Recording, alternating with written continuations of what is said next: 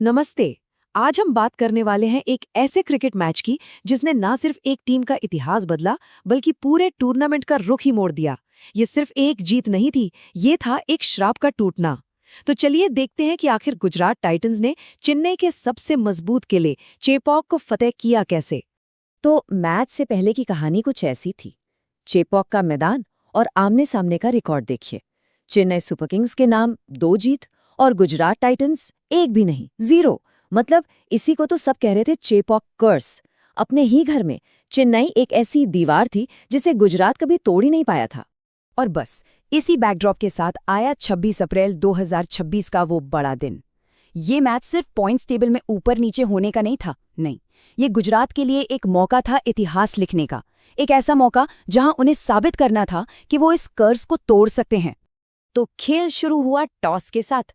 सिक्का उछला गुजरात के हक में और उन्होंने फौरन गेंदबाजी करने का फैसला किया। और ये एक बहुत ही स्मार्ट चाल थी। क्यों? क्योंकि उन्हें पता था कि पिच में थोड़ी नमी है जिससे गेंद फंसेगी और चेन्नई के बल्लेबाजों पर शुरू से ही दबाव बनाया जा सकता है। और गुजरात का ये दांव बिल्कुल सही निशाने पर लगा। मैच के पहले ही हिस्से में चेन्नई के बल्लेबाज एकदम संघर्ष करते नजर आए। समझ लीजिए, उनके उस मजबूत किले की दीवार में पहली दरार यहीं से पड़नी शुरू हो गई थी। ये नंबर देखिए, ये अपने आप में पूरी कहानी कह रहा है। सिर्फ 9 ओवर हुए थे और चेन्नई सुपर किंग्स का स्कोर था 37 रन पर 4 विकेट। मतलब उनका टॉप ऑर्डर तो पूरी तरह से ताश के पत्तों की तरह बिखर गया था। और इस पूरी तबाही के हीरो कौन थे? गुजरात के ये गेंदबाज कगिसो रबाडा।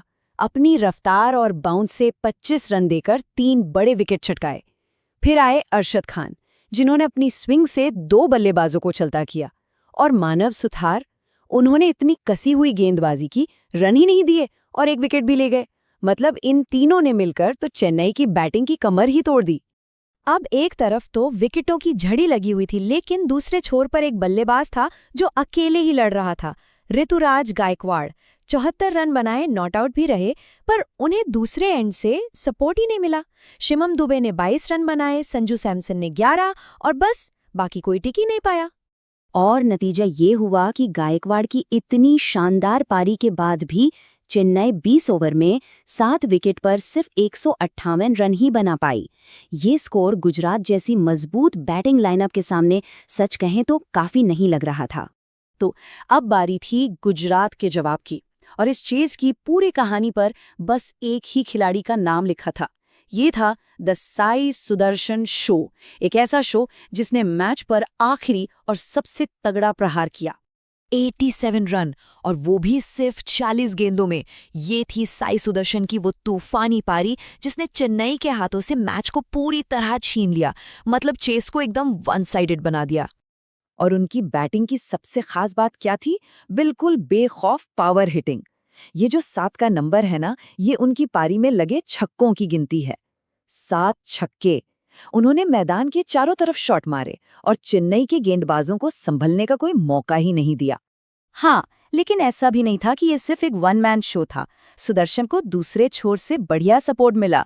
शुभमन गिल ने 33 रन बनाकर एक तेज तर्रार शुरुआत दी, और फिर जोस बटलर ने 39 रन बनाकर नॉट आउट रहते हुए टीम को आराम से जीत तक पहुंचा दिया।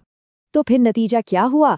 गुजरात टाइटंस ने ये मैच 8 विकेट से जीत लिया, और वो भी 20 गेंदें पहले ही। ये एक ऐसी जबरदस्त और एक तरफा जीत थी जिसने चेन्नई को उनके अपने ही घर में एकदम सन्न कर दिया। अब इस जीत का असर सिर्फ इस एक मैच तक ही नहीं रहा। ये इस राइवलरी के लिए और पूरे टूर्नामेंट के लिए एक बहुत बड़ा टर्निंग पॉइंट साबित हुआ। चलिए जरा देखते हैं कि इस जीत के बाद क्या क्या बदला। तो याद है, हमने शुरू में बात की थी चेपॉक कर्स की, गुजरात का चेन्नई के घर में 0-2 का रिकॉर्ड।